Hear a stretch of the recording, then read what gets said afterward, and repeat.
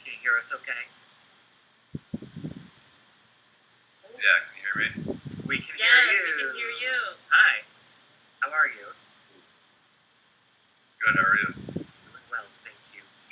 First, before I read your bio, since we haven't met, can you tell me how to pronounce your last name so I get it perfectly? Ballengee. You can say Ballengee if you want. I don't really care. Okay, cool. Tanner Ballengee is a skateboarder and writer from Topeka, Kansas, currently living in the great city of Tempe, Arizona. He's a graduate of Washburn University and also an ex-photographer, ex-artist, ex-motorcyclist, ex-sailor, ex-musician, ex-tattooist, ex-boyfriend, etc. He has written 2 memoirs, 60 tattoos I secretly gave myself at work, and TOURORIST, both published by Trident Press, along with many minor publications in literary magazines and on internet websites.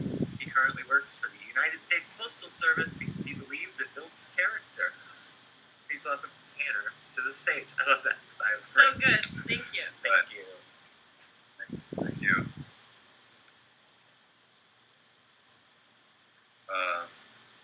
So I got the floor now? You've got the floor. You're good. Start reading. Alright, so I'm going to be reading from my newest book. It's called TOURORIST. TOURORIST. Spelled wrong. And this is a memoir. It's a travel book, pretty much. It's a memoir about me and a friend riding motorcycles through Southeast Asia. And the part that I'm going to be reading is towards the endish, and it's just kind of just like a drunk, emotional moment I had with my friend that I was traveling with. So I'll be reading that now. And my friend's name was Connor, and we were in Vietnam when this took place. And thank you for posting that link. Alright. For the first time in over 4 days, I saw the sun. It peeked out from between 2 gray clouds. For a brief second, I felt a warmth inside me. It was somewhat of a rubber tree forest near kilometer 666, where we obviously stopped to take a photo. Further down the road, Connor made an unexpected detour he found on the map earlier in the day. A shortcut that would take us out of the bleak central highland and back to the sunny coast. The thought of sweating under the sun again was enough to bring a smile to my face. I pulled on the throttle a little harder. The shortcut was essentially a dirt path dissecting hundreds of acres of farmland. It was a shitty pothole and tree-root-riddled road, but it got sunnier and warmer, where locals had carts full of strange green, spiky fruit. Connor paid for one, and the man cut it in half for us. It tasted super sweet and was filled with seeds. It only took us about 2 minutes before the two of us started spitting the seeds at each other. The man with the cart thought our spontaneous seed war was so funny that he started giving us more fruit for free ammunition. We continued our childish battle until our hands were sticky and our stomachs were full, and then we continued onward toward a peninsula somewhere on the coast. The shortcut road spit us back onto the highway, and we cruised through a town called Din Hoa, which seemed to be comprised entirely of chimneys, smoke, and firewood. The whole village smelled great and left a nice lasting impression of the central highlands as we cruised downhill in neutral, descending hill after hill until hitting the much-awaited coastal highway once again. We had 2 possible couches to sleep on in 2 different cities along the coast, but we wouldn't be reaching either of them before nightfall. We barged south until the horizon matched the color of the road, and then split east toward a village on the peninsula. We rode around outside of town for a while. Eventually we found a remote grassy spot next to a rocky beach. Wind gusted off the water, so we had to stake our tents down and put heavy stones in the corners so they wouldn't go soaring into the ocean while we were in town rummaging for food. I spotted some fishermen nearby, and I heard motorbikes in the distance, and I didn't like that. I never felt good about being in a spot where there were others visible, since that brought the possibility of getting confronted, ratted out, attacked, or robbed. But I figured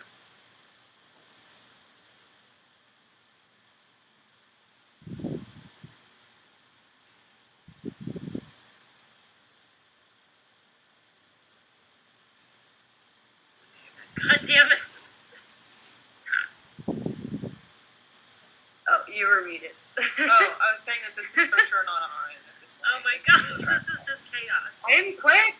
No, we didn't do it. Sorry, Tanner. There's nothing that's Sorry. happening on our end. Definitely a bug happening with the podcast. I know, I was in trance. Too. Oh my gosh. On a cliff waiting to be robbed.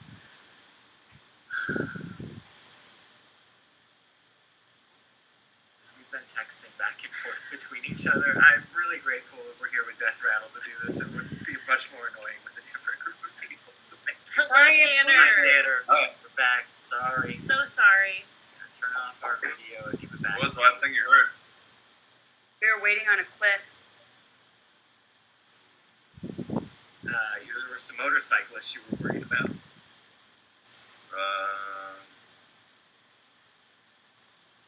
Sorry. Okay.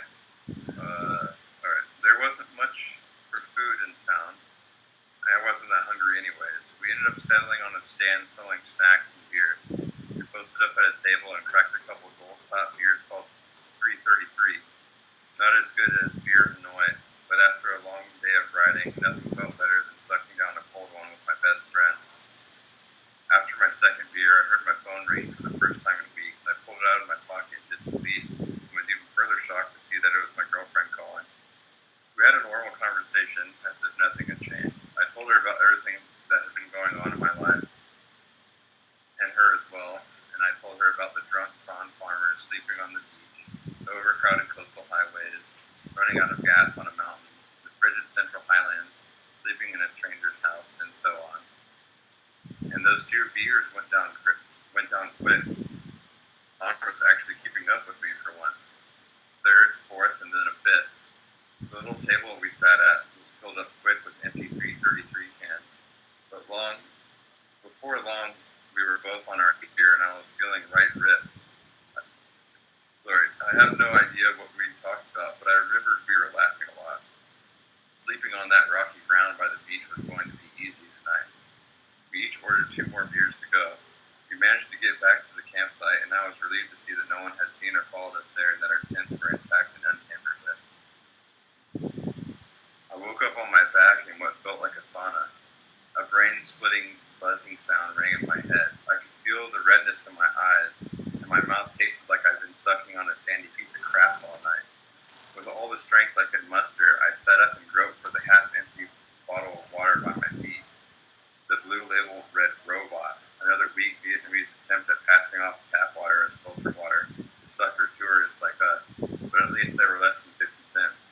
I chugged what was left of it. I zipped my way outside and took a piss and checked my surroundings. As I stood in a rocky patch of grass, I realized the buzzing sound was actually coming from above me. Thousands of dragonflies zipped through the air in tight circles, a very impressive air show. I started to feel a little better. It was probably around 8 in the morning. Connor wasn't awake yet, which wasn't unusual. I sat on the edge of the hill and looked out at the waves rolling in. There were fishing boats in the distance, and a light spray soothed my face. The dragonflies buzzed louder and louder overhead. It must have been their mating season or something, because there were hundreds, maybe thousands of them forming above the beach in a big dark cloud. I felt something crawling on my hand, and I looked down to see a small black ant making its way up my wrist. I flicked him away and caught sight of the rest of the ant colony feasting on a putrid, plenteous pile of puke. Oh shit, I thought. Connor must have blown chunks. And as I watched the ants pillage the festering feast of regurgitated noodles and tofu, the details from the previous night started to come back to me. Connor pulled out the last 2 beers and handed one to me as I set my kickstand on a small rock embedded in the grassy earth. The waves rolled and lapped against the rocky shore. We sat on the edge of the hill and looked out into the horizon. No words were needed for an environment so stimulating to the senses. For the first time in years, I felt at ease with the universe. I had never really known what I wanted out of life, aside from momentary satisfaction and carnal impulses, which were only quick fixes, of course. Some days I felt like I wanted everything, and then other days I felt like I wanted nothing. And some days I didn't even want life at all. But in recent years, I felt the urge to search for meaning or purpose in the game I was forced to play. Maybe that's what had been bothering me. Perhaps I personified the pressure from my father. I felt trapped, forever seeking stillness in a world that never stopped screaming. But sitting there by the South China Sea, next to my rickety motorbike and my best friend, drunk on cheap beer, I felt this was the closest I was ever going to get to finding it. Where did that happen? Connor broke the silence. Where did what happen? That poem in your book, the one about Allie. Where did that happen? Oh, I said, suddenly shy. It was at that bar by the bowling alley. Remember that night we were all there for Tony's birthday? You got into a fight and you just left. You told me to talk to her for you. That's what the poem was about, what I said to her. Oh. It was shocking to hear him say her name. He hadn't talked about her since Long Swan, almost a month ago. Answering his question felt like playing that board game Operation while wearing a blindfold. I didn't want to get too close to a nerve. But it was too late, and there was no metaphor that could fix it. He started to cry. You were the only motherfucker there for me, Connor said, starting to sob. It's been so fucking hard, man. It was one of the hardest, most heart-wrenching conversations I've had in my short 23 years. I'd never seen Connor cry before. Someone I admired for his strong will and courage, experiencing a collapse of stoicism and reserve right in front of me with my almost teary eyes. I wasn't prepared for that. It was like seeing my father cry for the first time. That shocking realization that my guardian, who I probably believed was God in my first years of life, was no stronger or greater than I, but just as vulnerable and flawed and human. Hero death. And amidst tears, Connor revealed that it had been over a year since he last cried. Not since the day he found out about her passing in one of the worst ways I can think of. Fucking Facebook. A 9-beer suppository finally freed him from 12 months of emotional constipation. He told me everything he'd kept inside for so long, much, much more than I've written here, and I promised I'd never repeat the rest of what he said to anyone, and I won't.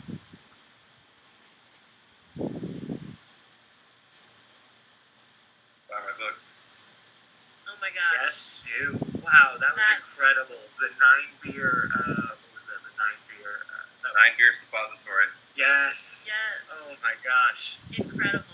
Thank you Thank you. so much for sharing. It's Thank you wonderful for this to- opportunity. Yeah, and thanks for coming out. You were encouraged. I was encouraged to invite you by Nathaniel Perkins. Wow. Oh yeah, the boy Nate. Oh yeah. We love our boy Nate. Nate, don't we? He's a good one. I really appreciate you coming on out. Thanks, and I'm excited to follow your work and glad I had this opportunity. Thank you so much. Thank you so much. Appreciate you. We shared Tanner's link in the bio over there.